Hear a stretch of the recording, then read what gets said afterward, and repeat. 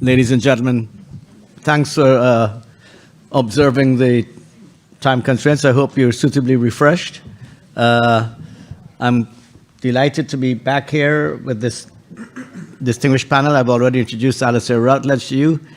Carl Greenwich probably needs no introduction to many of you, but just wanted to emphasize that as a former Minister of Finance, a former Minister of Foreign Affairs, he brings a wealth of experience to this panel, and currently he is the advisor to the government of Guyana on borders, which means that he, apart from being the co-agent for our case against Venezuela at the International Court of Justice, he is effectively, depending on your sport, the quarterback or the scrum, the fly half,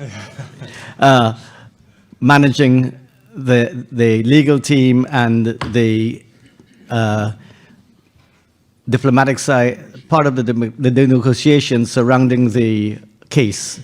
At some point in our discussion, I will ask him to tell us a bit more about that. But first, I'd like to begin with a little footnote to my earlier remarks. Alistair has told me that perhaps 2 million barrels a day by the end of the decade is a little ambitious. And this is part of the danger of what we're facing here, that we could get carried away with the expectations. It is an exciting time for Guyana. It is also a very challenging time for Guyana. And as with everything else, we have to balance expectations with reality. Guyana, as you know, as you yourselves actually represent, is short of talent. We've lost too many people, I feel, through emigration over decades. We lack strong institutions. We lack capacity. And oil and gas, the oil and gas sector is a totally new ball game for us. And we're learning as we go along, but the learning curve is steep. In that respect, what Alistair had to say about the notion of partnership with the government and people of Guyana, I think is central to the future of the country and the whole idea of finding pathways to a prosperous and equitable country, not just for this generation, but for future generations. Let me start this discussion, and we're going to aim for a more interactive session where I'll put a couple of questions to the panelists, and then we will take questions from the floor so that we spare you the agony of long presentations from the podium. Not that the first presentation was agonizing, I hasten to add. No, it was a fascinating insight into what is happening in Guyana, and I think it set the stage perfectly for the discussion that is to follow. When in my previous capacity, was very keen to emphasize to my good friend Craig Kelly, who is Exxon's senior director of government relations in Washington, that whatever we did had to be premised on the notion of partnership, a strong partnership, a sustainable partnership, one that would span decades and one that would put the people of Guyana first. And that whatever Exxon did had to be based on the fact that they needed Guyana as a strong partner itself. That there was no point going back to what, as you know quite well, some elements in the press called neocolonialism.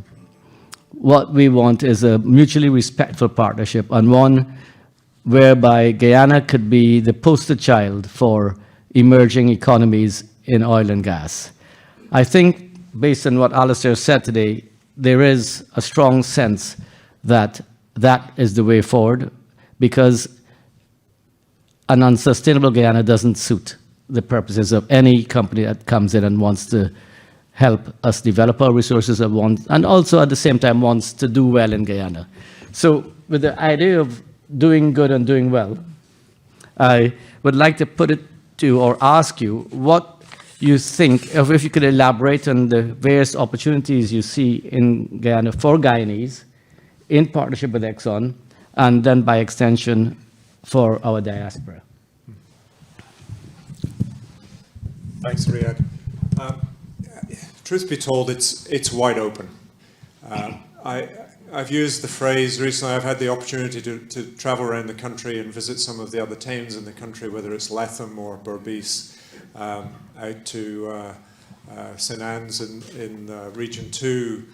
Most recently in London, met the regional director and the mayor of the town, and then the Chamber of Commerce. And of course, everybody in town wants to work for ExxonMobil. And everybody said, well, we need a shore base, because everybody thinks the shore base is the way to make money in our industry because of the success of the Guyana shore base, Gisby. But the truth be told, there isn't really much rationale in building a shore base in Linden to support the oil and gas industry. But what is true is with growth numbers in the economy of 40, 50% plus per year, what is clearly going to happen is the whole economy is rising, the whole tide is rising. And what we need to do, and I think this phrase was coined over the last day or so, is we need to help people get a boat so that they can rise with the tide. And I'm not smart enough to know what all of those boats need to look like, but between the people that are in country and the expertise of people that are in the diaspora and the knowledge that you bring, I think it's in your power to define what those, design those boats. But that would be, my view is really that the whole economy is going to grow. You can listen to the government for direction on where they think the sustainable future is. What are the sectors like agriculture, and particularly adding more value to the products of the country. The tourism industry being another one. These are areas that there's an ambition to build a larger economy that's more sustainable for the future. So those are obvious, but I'm sure there are many more, and maybe if I might put Carl on the spot and see from his expertise and experience in the country what else he might suggest. Well, thank you. Yeah, Carl. Before we go to geopolitics. Easier question. No, Alastair has thrown the ball sideways. Catch it and run with it. Thank you, Mr. Chairman, for being so positive. Good afternoon, everyone, Guyanese and friends of Guyanese. I'm pleased to have the opportunity to join Alastair and Riyadh to participate in this exercise, which I think in general is aimed at ensuring that we all more clearly understand what it is that we need to understand individually or collectively, and also for you to contribute by way of the question and answer session. As regards this specific question of what it is that Guyanese can do, the first response I'd make is that given the size of our economy, which is pretty small, and given the size and complexity of Exxon's operation, which is pretty large in a global sense and massive in terms of Guyana, the first thing that Guyanese need to understand as to how they can contribute is to try to understand a little bit of what Exxon does by the stages of its work.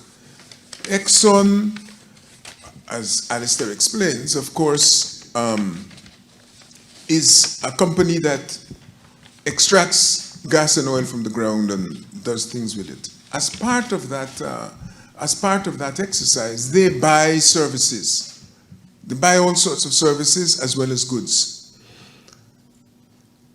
For Exxon and the country to have a fruitful collaboration, it is important that the production exercise be as efficient as possible, meaning that the labor that they employ, we have a responsibility to ensure that it is as well educated and as well informed as it can be. Insofar as they are requiring services, the fabrication of pipes, the purchase of equipment, fire extinguishers, just as an example, for example, we as businessmen, or you as businessmen, if that is your business, can look to see something like fire extinguishers, something like even food that the company buys. There are opportunities for the Guyanese businesses to be able to acquire and put together those goods and services for sale to Exxon. I'm saying this perhaps because time is restricted. I don't want to make it sound a little too crass. But basically what I'm saying is that as with any other company, they buy services. The goods that they sell wouldn't normally be bought by Guyanese because they're not retailing gas or petroleum in Guyana. But they need goods and services. To the extent that we are to benefit from that, there are a whole set of levels at which we can contribute. And I have to do this from the side of an economist and then to try to alert you as individuals in an economy. I'm saying our main input is to supply labor, but at various levels of skill. You got unskilled labor, which they recruit. The 5,000 people that they employ could include all the levels of and all categories of technicians that Exxon utilizes. At this moment, ExxonMobil, we are far from filling all the possible areas of technical skills that they can utilize. And let me put it another way. This is why I was using the fire extinguisher example. That it isn't only possible to go to Exxon and say, look, I'm an engineer and I'm willing to come and work in your lab or come and work on the vessel or come and work in an office. You can, as entrepreneurs, put together packages of skills that you put together sets of engineers who you work with in a particular area and then sell that service to Exxon because they have to utilize those services, whether it is the analysis, for example, of cores. When they drill into the earth, when they drill into the earth's crust, you get mud, and he was explaining gravel and bricks and soil and all sorts of things. And you have to analyze that when you bring it up.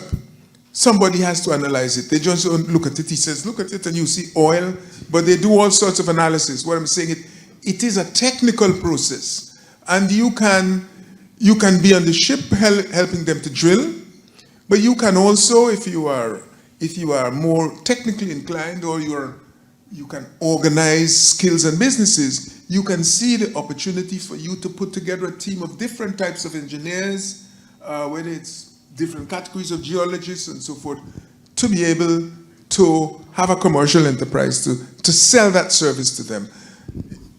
If I might just touch on the fire extinguisher example, just to finish there.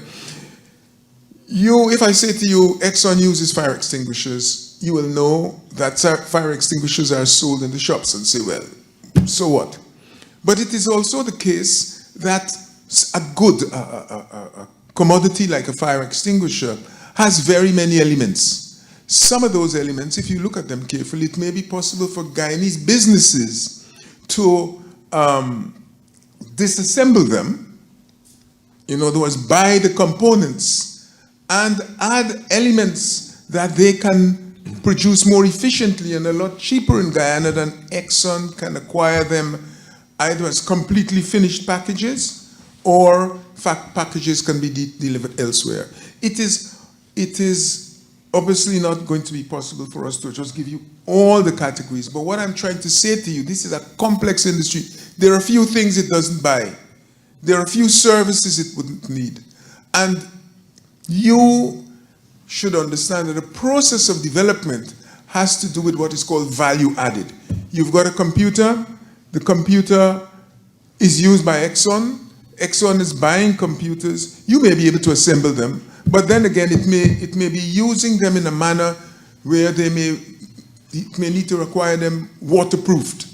You may have a technique for doing that relatively cheaply and make the purchase cheaper than they could do it if they were to go on the market. I hope I'm making sense to you. I'm saying you have, first of all, to pay attention to the services and the goods that they use and see where you can fit into that. And Alistair was talking about the training of people at Port Morant.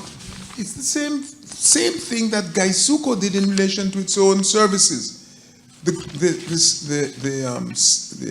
training center at Port Morant is a center in which Gaisuko put together a set of persons, and those persons are trained to supply or to fabricate elements of equipment that Gaisuko uses, or to maintain them, service them in ways. So energy services take various forms, and those services can be acquired.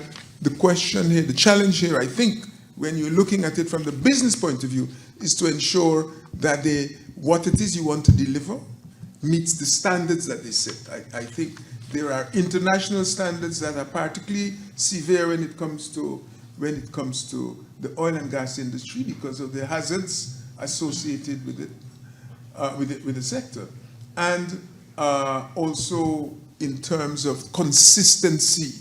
One of our problems with businesses in the food sector, for example, is you don't want to have a level of quality today that is going to vary radically tomorrow. I hope I've given you a sense without trying to list. I do actually have a list of some of the inputs that the industry uses, but I'm not sure how useful that is to give to you. But the literature contains those things. I'm merely trying to say to you that, in a sense, your job as a Guyanese is to be the best that you are in whatever it is that you're doing. Look to see what the company routinely acquires and uses, and see how you can meet that, bearing in mind consistency, standards, and your own capacity. It's a sort of general economist answer, but I hope it gives you an idea of what it is that may be needed, other than identifying all the categories of skills, because they are very wide. So just want to give Alistair a chance, and we're going to get into the Q&A bit. You want to add? No, just please. I'll give you a moment in a bit. Alistair, based on what Carl just said, could you give us just a bit of your perspective as the person to whom a lot of Guyanese are looking, or as a company to whom a lot of Guyanese are looking to get business, and what Exxon is doing to help boost capacity in the Guyanese population, and also to boost local content? Mm-hmm. Well, I mentioned in 2017 we established the Centre for Local Business Development. That provides training. But the other service it provides is a platform on which any service or product that is required as an input to the industry, ourselves or our major primary contractors use to advertise that they're looking for that. And so that is a platform. If you have an interest, you can go and you can register and you can see what is coming up. Is that something that I could provide service for? We're running a lot more frequently requests for information, where we're saying, well, for example, medical services. To date, we've relied significantly on international expertise to provide the level of medical services that we need to support an offshore workforce and expatriates in the country to the level that they're accustomed to. We've run a request for information where we said to people in the community, look, here's the sort of services that we're looking for. What can you provide? And then we've taken that information and we're packaging up certain packages that we can now actually run a tender, a full request for proposals. So through that process of testing, getting some feedback from people who have businesses, and then repackaging that into what would make sense as potential bid packages. So there's just ongoing processes that we do. The other thing I would say is what I've seen.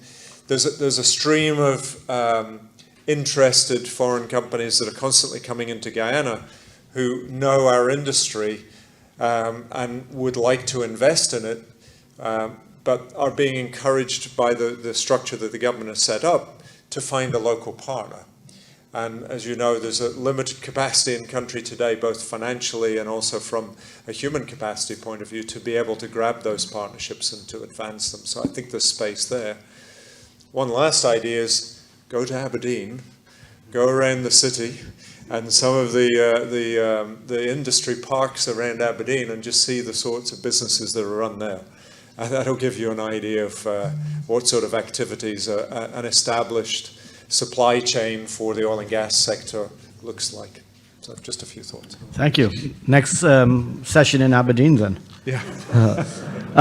I will come back to you, but I want to pivot actually to the geopolitical aspect of oil and gas in Guyana. And according to a gentleman called Jared Cohen of Goldman Sachs, the remarkable and rapid growth in production and the projections for the future make Guyana a, I quote, geopolitical swing state. And he places Guyana in a category of countries with a competitive advantage in a critical aspect of global supply chains. Now, with the US Secretary of State's visit to Guyana recently, it would indeed seem as if we are a country with growing geopolitical and geoeconomic and geostrategic importance.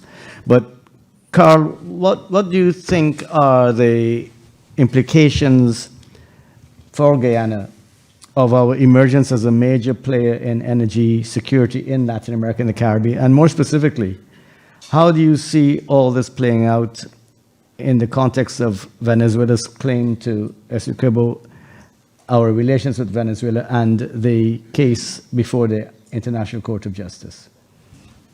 Thanks, Riyad. You've packaged into one question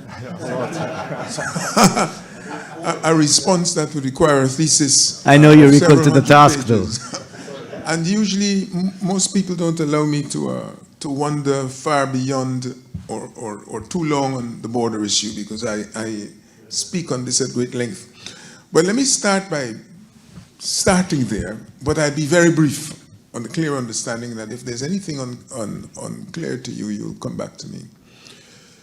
Guyana sits physically between neighbors, some of whom have claims which jointly would mean that Guyana really would not exist.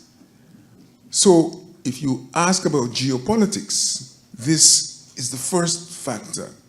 To the extent that you have discovered a highly valuable commodity within your borders, which almost every country in the world would like to be in a position to benefit from, either from having it within their borders and selling it, or getting the revenues from it, which is even better. And so when you ask about the geopolitical implications of what is now confronting Guyana, you have to recognize it immediately changes the relationship between Guyana and those neighbors. You have Venezuela, the world's largest oil producer, which notwithstanding claims something like 74% of Guyana's land territory and practically all of its maritime territory. And it is the maritime in which Exxon has discovered the petroleum. And without a title to the land territory, the maritime territory would not be ours, because you're only entitled to a maritime zone if you have the appropriate coastal shores that go with it.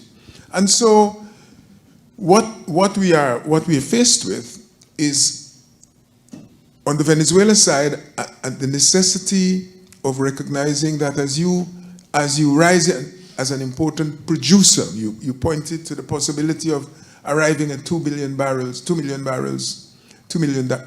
annum. Per day. You become more of a problem for your neighbor. In the case of Venezuela, it already has the world's largest reserves. One wonders why it is that they would be concerned to have more, when in fact they also are one of the largest countries in this region. And on the other side, on the other side, you have Suriname, which has acted in a way that caused Guyana to go to the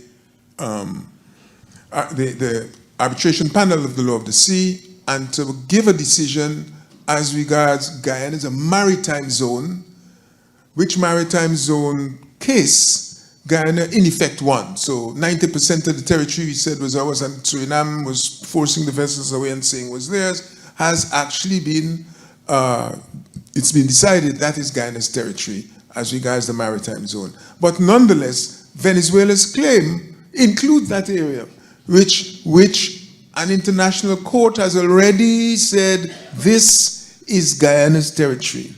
And some of that is Suriname's. But Venezuela appeared nowhere in that matrix. So that's a bit of the reality. And the geopolitics means that your diplomatic arrangements, your bilateral arrangements have to take into account that that type of issue has to be resolved if you are to benefit from the discovery and current exploitation of the resources. And that is why the court case looms so large for us. If it is not pursued and not resolved in a definitive way, then it isn't only the problem of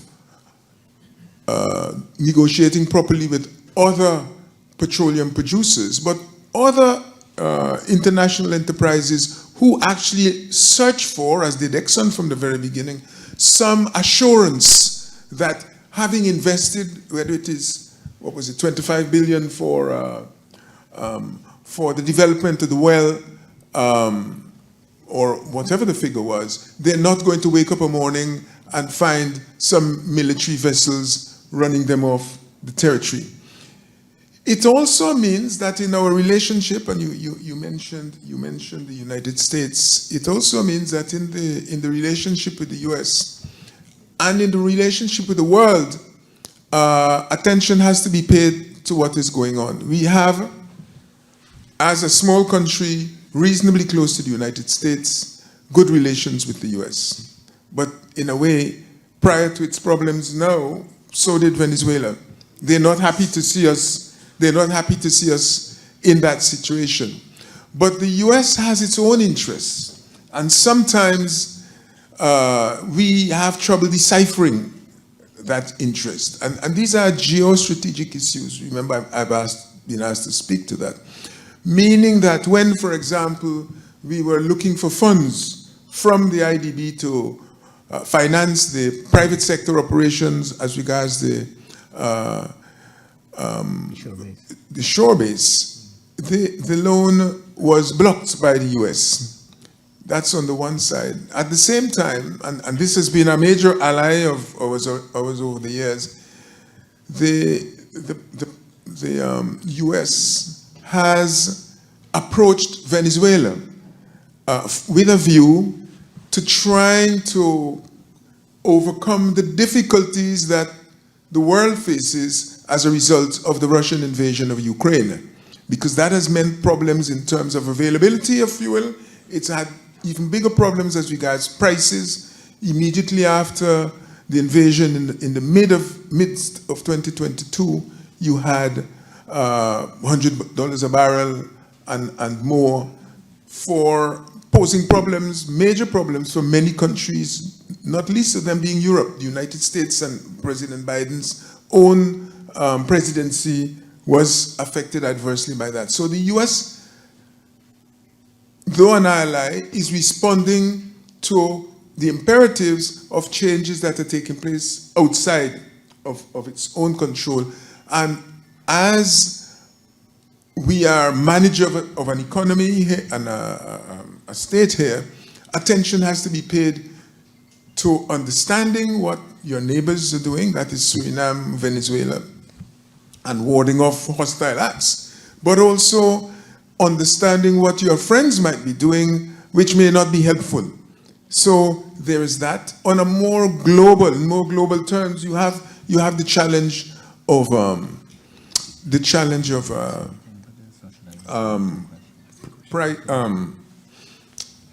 climate change and the impact of petroleum development on climate change. I don't want to get too embroiled in that, but to say to you, in Guyana, what you're seeing already, and indeed, if you were following in 2020, 2019, the politics in Guyana, you would have seen Global Witness produce a document alleging all sorts of things about the agreement that was signed with Exxon. But the point I want to make is that you will notice that that type of argument continues, not the argument about the validity of Global Witness's claims, because they have in fact withdrawn the assertions without actually giving it as much publicity as they did when they made the allegations, which were erroneous in the first instance. But you'll see a whole set of bodies arguing the gas to shore project itself has been the subject of what I would regard as an environmentalist lobby. In other words, let me put it this way. There are people within the region, including those in the region who have no access to oil, who would like to collaborate with us so that they can benefit from cheaper oil and oil more available, more easily available. And as you know, Venezuela itself has offered and provided oil to the region. So there's a demand for it. There's a political appreciation that the resource needs to be exploited. But at the same time, there's a recognition that as we currently produce and consume petroleum and petroleum products, they pose a threat to the future of our existence as we know it on the planet. And this is part of the geopolitics that we have to manage, because this problem arises all the time. And as I say, in Guyana, if you follow what is going on in the newspapers, you will see attacks on specifically the oil to shore project without people admitting that their own goal is to not produce the resource at all, not utilize it at all. Now, of course, you cannot, as a politician, win an election in Guyana by telling people we are no longer going to produce, or we're going to tell Exxon to close all the wells. But they behave as though they have a mandate. So part of the problem that is generated by the discovery of this resource is the need to deal in an effective way with these sometimes contradictory positions by friends, contradictions that arise from how we manage the planet. There is also the issue of exactly what it is that we need to do to make ourselves climate resilient. And the question then arises as to the use of the resources. When you put the money into the Natural Resource Fund, what is the process of decision making? What are the priorities? The priorities, well, you hear the priorities may be roads, the priorities may be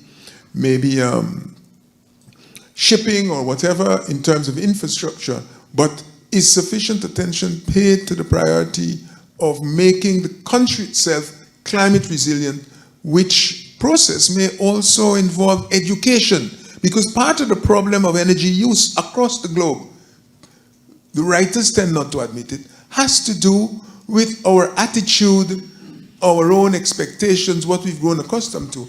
And few of the populaces, least of all in the US, is prepared to go the route of what many of the critics of the programs, some of which were outlined for you today, they are not prepared to give up those privileges or benefits in their own states, but they are wanting to dictate to the Guyanese owners of the resource what it should forego, what it should do without.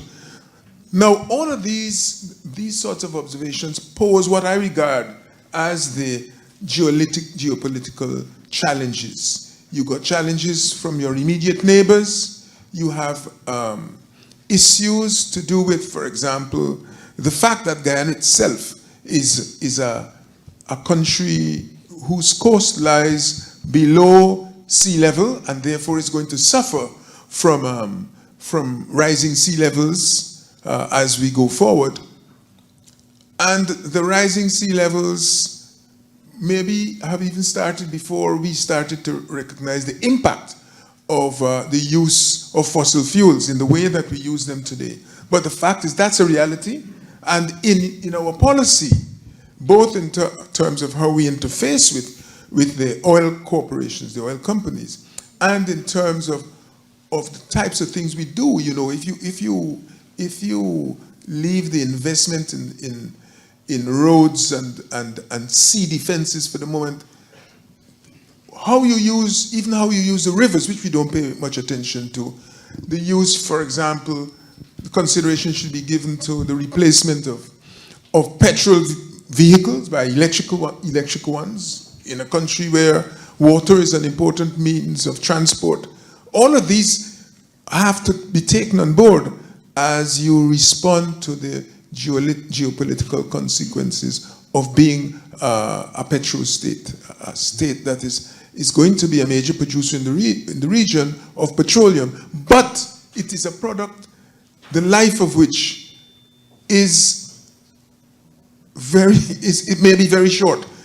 Of course, it is unlikely that the globe will call a halt to petroleum exploitation by 2050. But even so, you don't have forever, and you should be doing things in terms of your economic activities, even your social activities, to reduce even from now, to start to reduce even from now your dependence on these resources.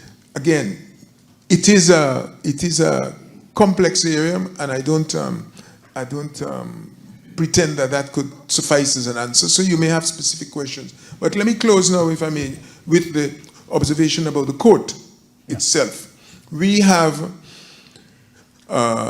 often been asked in these events, well, why do you bother to go to the court? I've given you an indication of why that is important. The process as it stands now is a process in which the court is listening to a case about the following.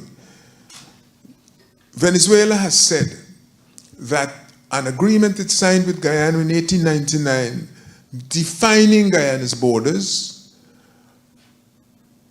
yielding a map which after 1899 was signed and passed by the Venezuelan legislature, yielding a map which subsequently, that is in 1905, and a map which was subsequently further modified and endorsed, which all of our neighbors embraced.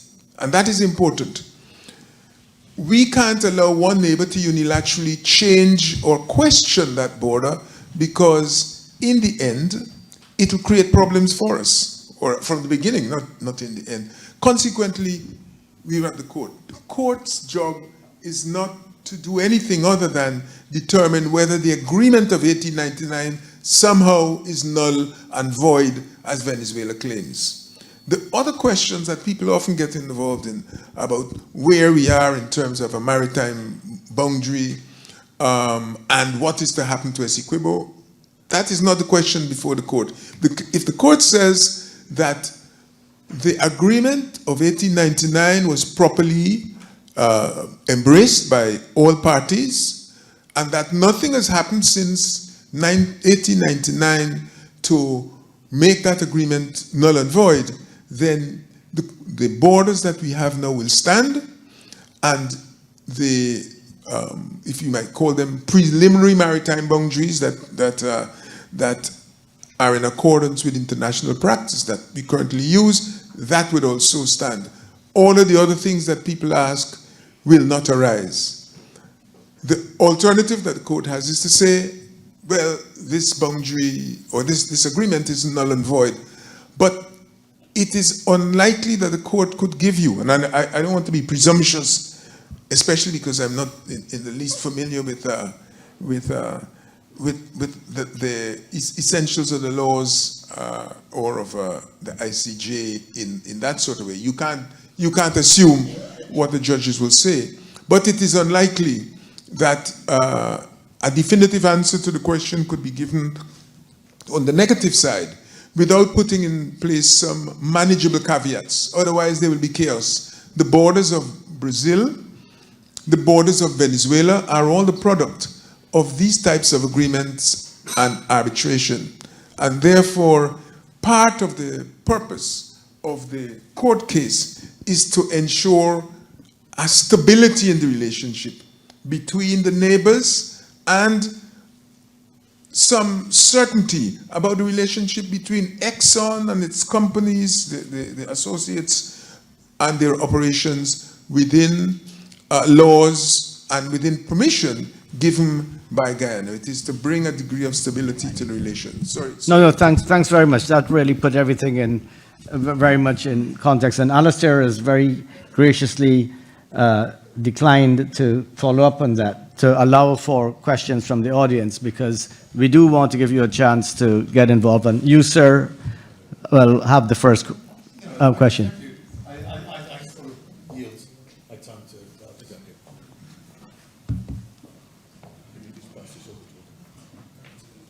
Just stand up and say Yeah, please identify yourself, and we'll take, unlike my privilege of asking 3 questions in one, you could ask one. Okay, the name is Fayez. I only have one question, and it's to Mr. Rutledge. I heard there's a commitment of maybe $100 million to help with other aspects of Guyana development, like sports, health, and social development, etc. In terms of Guyana's development, those are very important. Assuming that Exxon has actually identified areas where the expenditure is necessary, what mechanism does Exxon have in place to ensure that the desired results are actually achieved, or are they just happy with the PR aspect of it? Thank you. Great question. Now, what we look for in the way that we run that is we look for partners in the community that we can work with. You know, we don't have hundreds of people that can go and implement projects in the various communities around the country. So we look for partners. In fact, there's one partner in the room for one health project, community health project that we've undertaken. So we look for those partners. We look to have a plan, an execution plan, a budget, and then we make our commitments, and then we measure the progress as that project goes forward. So this is certainly not just intended to be an advertising type deal. This is intended to try to identify meaningful projects across the communities and have partners that we can be sure that they are truly delivering for the community. Yeah. Good afternoon. The name is Egan Archer.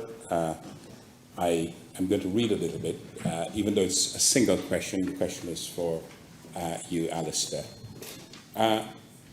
It's possible that Guyana has a roadmap of what it wants to do with its own proceeds. But I wanted to know whether Exxon has a roadmap. And the context is whether that roadmap is based around your own strategic goals, perhaps your own ESG strategy, environmental social governance, working in a global and very competitive marketplace, in terms of, as Mr. Gwynedd said, the efficiency of your supply chain, marketing a global commodity, and building differentiators for your own investors. So do you already have a roadmap in terms of how you wish to operate in Guyana? Thank you. Wow, what a question. What I would say, maybe it's not quite exactly using the terminology that you did around a roadmap, but we have spent a good deal of time thinking about strategy, because what I believe from my experience that forces you to do is not just to look at what you're trying to execute in your plan that's right in front of you, but where do you want to be in 5 years or more, and what do I have to do today in order to be there, because that enables you with a much longer time frame to actually achieve something more significant, or to move the needle on the way in which we achieve things. And we identified a number of ultimately strategic priorities that we said these are areas that we need to focus on in order that we make a significant difference, that we deliver meaningfully this business in Guyana. One of those we've talked quite a lot about today is local content. We have, as one of our very clear priorities as a business, is that we need to be building that up as quickly and effectively and as sustainably as we can. So we said, well, so what does that mean in 5 years? So we said, well, in 5 years, we want to have much more of our supply chain in country. So if I look specifically at something like project execution, that's what led us to say, well, what we need to do is support the establishment of another shore base, which is now being constructed, which is called the Vredenhoop Shore Base. And the reason for that shore base is it will provide the sort of facilities, not to support our current operations, but to enable more of the subsea infrastructure to be fabricated or assembled in country and then installed. And so that then provides more jobs and builds more skills in country, which I do believe will then provide a platform for other industries in the country. So, you know, meaningful commitment, which if we just looked at, well, here's the work we need supplied in the next year, you would never get to. But because we looked at it 3-4 years and said, if we had that kind of facility, then it would enable that much more local content. So local content is one of those key priorities. And rather than dominate the discussion, we've taken a similar attack on things like the environment. We said we have to deliver, you know, leading performance on the environment, and so that means air emissions, it means water emissions, it means, you know, all of those metrics. So it's committing to things like environmental monitoring programs, establishing those that are leading industry and how we do that, giving us the data so that we have feedback to say, well, are there areas that we need to further mitigate, or do we have the data that says, for those people that are constant critics, that actually that's not true? So we're taking those kind of actions. Hopefully that gives you a flavor of, roadmaps within the business that get us to that more strategic outcome. Thank you. In front, Terence.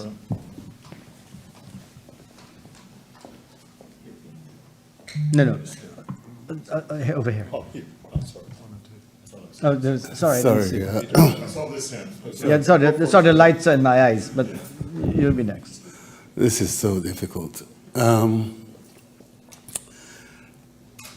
So difficult. Because the question I'd like to ask, I don't know whether the panel are in a position to answer it or not. And I'm not sure I can formulate it properly. But it concerns the stability of the country, the cohesion of the country. I just remind you that none of us represents the government here. Yeah. Well, I know. And government representatives were invited, but unfortunately could not come. Yeah. So just to make that clear. Yeah, but I know it's about the diaspora. That's the fundamental unifying thrust of the whole thing. Thank you. And I'm trying to confine my question to that. And I really would like to know, if any of you can answer me, whether a body like Exxon, foreign investor, large foreign investor like Exxon, which has resources way beyond anything the government has, prefers to work with a unified, stable government and situation, or a divided one. I don't know if that.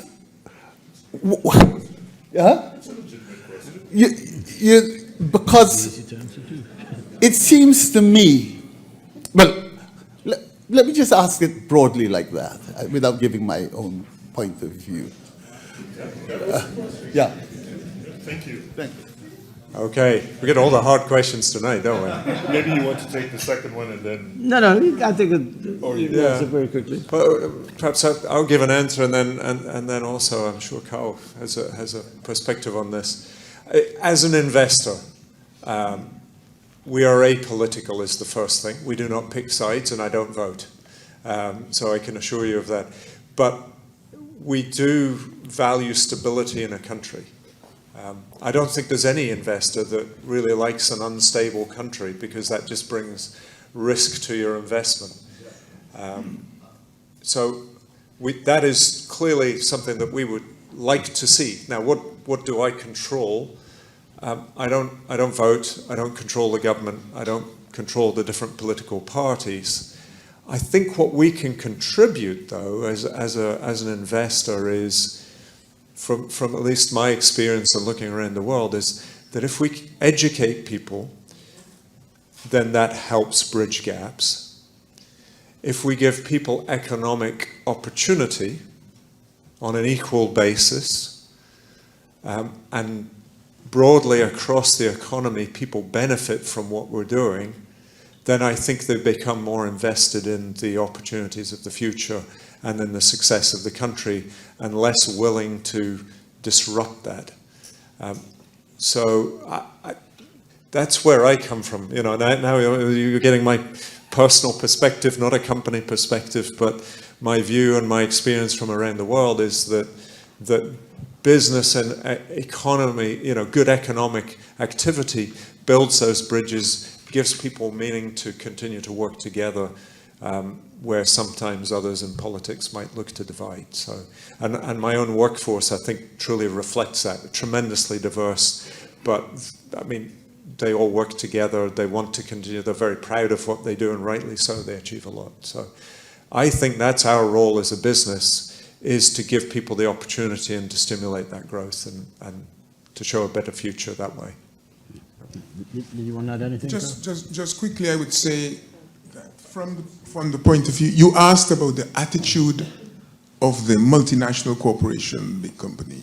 But let me just say, perhaps in anticipation of the concern that you were not wanting to perhaps articulate, it is, in my experience, it is not common for the team on a government side, on the state side, not to be unified, that they have disagreements or quarrels on their side. And certainly the negotiation of the agreement signed with Exxon have not, as far as I'm aware, have not involved people on the government side not agreeing amongst themselves. There's a team. Obviously, the team may consult internally, and in coming to the final position, they may have disagreements. But normally, a government identifies an agency which does the negotiation, and I don't think there was any exception in relation to Guyana. But there's one other point I want to draw to your attention. I don't know whether you're aware of it, but one of the greatest of the lawyers we've ever produced is Mohammed Shahabuddin. Shahabuddin has been involved, before he died, in a number of seminal negotiations with multinational corporations on behalf of Guyana. And if you look at his published works, whether it is on the nationalization of Demba, or in the which is, remember, it is a multinational corporation. Alcan, in its time, was as big as Exxon is today as a multinational corporation globally. We know, of course, that Gaisuco, as Booker's McConnell and its sister agencies, were very, very large and important agencies. And I don't want to go beyond what you asked, but just say to you that Shahabuddin's assessment of those negotiations by a very small state, vis-a-vis some of the multinationals, was one that he said people could not find fault with those negotiations. I just want to say that to you. The issue often is not whether one side is disagreeing amongst itself. It is often to do with the difficult choices that may face you in making decisions, making judgment about what is good in the short term, what may be good in the longer term, and what is peculiar about the Guyana situation today. And I can invite you to have a look at two reviews that have been done in the post 2015 era. I made reference to Global Witness. This is an indication of the extent to which the social media can recast reality in a manner not consistent with what actually happened. And you'll see, I believe it may have been in 2020, at the beginning of 2020, when people were preoccupied with the election, that they didn't follow carefully what Stabroek News was saying about the negotiation of the agreements. So the belief that these agreements were entirely done by one side, you need to look at again. The agreements 1999, 2013, and 2016 were agreements signed by both the political parties that were in government at the time. I hope you understand what it is I'm saying. But the literature is there. We can talk about that afterwards if you want. One last question. One last question here. You just need to hold it and speak.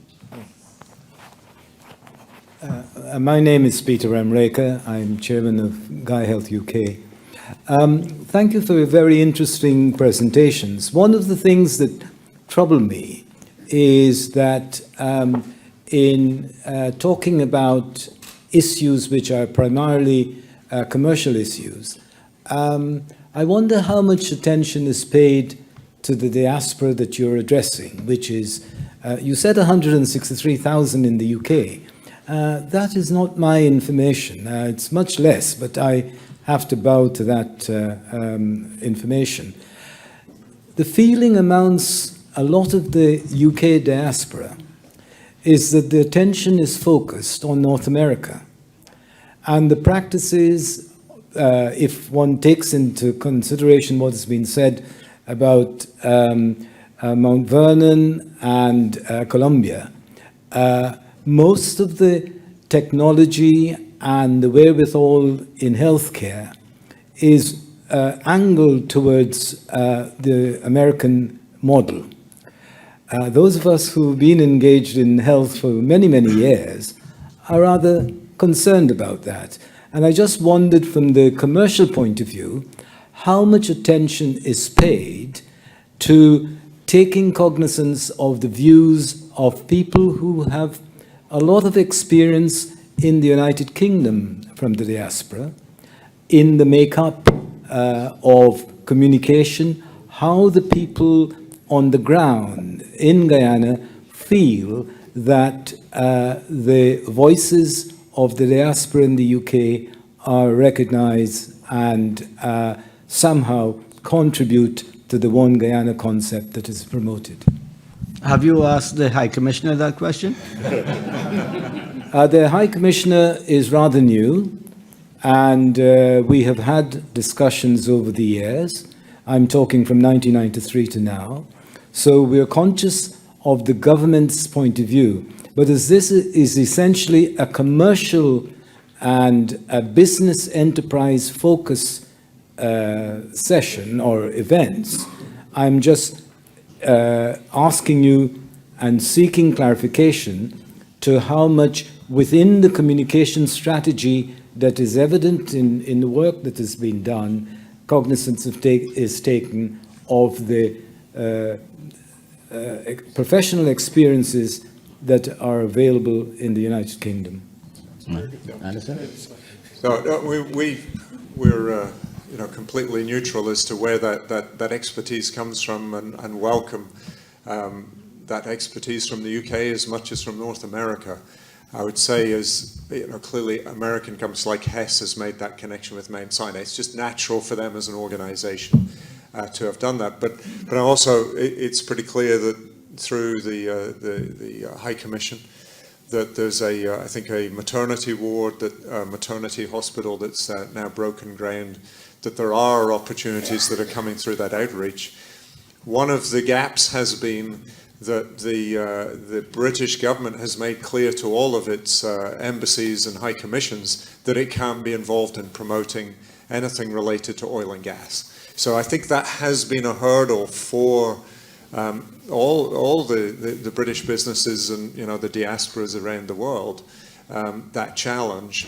But I think one of the key enablers, that step we're going to hear from Faisal Khan, who's the head of the newly formed British Chamber in Guyana, is that there is now a mechanism that will help to facilitate that going forward in a much more proactive way. So I think, again, this is about partnerships. ExxonMobil can't solve them all, but we're very happy to support these sorts of initiatives that are going to help that outreach and help build the bridges and partnerships. And that's precisely why we're having this first encounter here in London. And hopefully, if the appetite is there and we can find the funds, we'll do more of this nature. And obviously with inputs from members of the diaspora like yourself.